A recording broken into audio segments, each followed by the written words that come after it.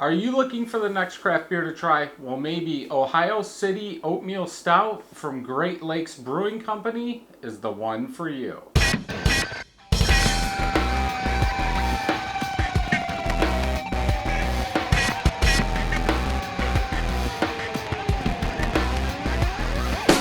Welcome back, everybody. So we are going to try Ohio City Oatmeal Stout. This was $1.89. I picked this up at Drake's Party Center in Kalamazoo.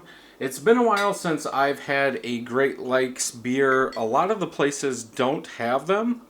It went off 5.4% ABV, 25 IBUs. Untapped is saying this is an oatmeal stout, just like the name.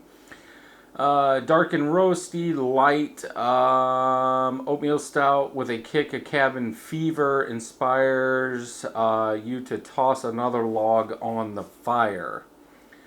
I guess it's best by 1/12/19 because that's the date that's on the bottle, and obviously this isn't 2019, so that has to be the best by date. I didn't know stouts had that young of a lifespan. Obviously, they could be putting some adjuncts in here that might go away. But most, I think I've had 4 or 5 different Great Lakes beers, and most of them have been pretty good. Edmonds Fitzgerald is a good one from them. Head has went away, khaki-ish from what color I can see. If we go ahead and look at the color, I would say it's a dark brown, very dark brown. I do have a amber hue at the bottom, not on the sides though. I was going to look, it does have the ABV and IBUs on the bottle itself, which is good. And that's about it. A guy on a white horse in the winter is what's on the bottle. Let's go ahead and get a smell. Picking up a little bit of coffee, a little bit of chocolate, and that roasted malt. That's pretty much all that's here. It does smell like a good, let's say, stout that you would want into fall, into winter. Yeah, I don't think you could go wrong with that smell. It's nice to smell a stout after all these pumpkin beers, all these IPAs, and we're getting into the colder season. I think here today it was a high of 42 or something like that. So let's go ahead and get a taste.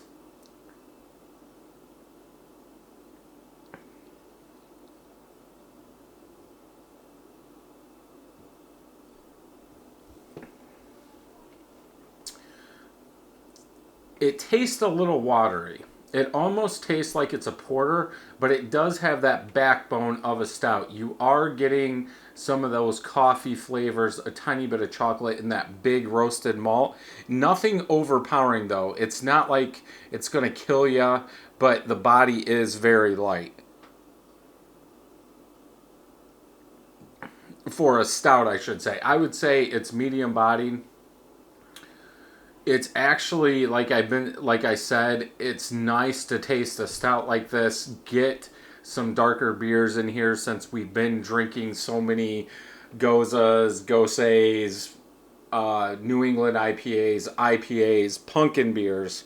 So to get something like this, I am into coffee beers. I like that coffee, that roasted malt in there. It's not, I wouldn't say it's thick from the oats or has a thickness in the taste or going down, smooth taste. Like I said, it's almost like a porter with coffee added or dark roasted malts added, but the body of a porter.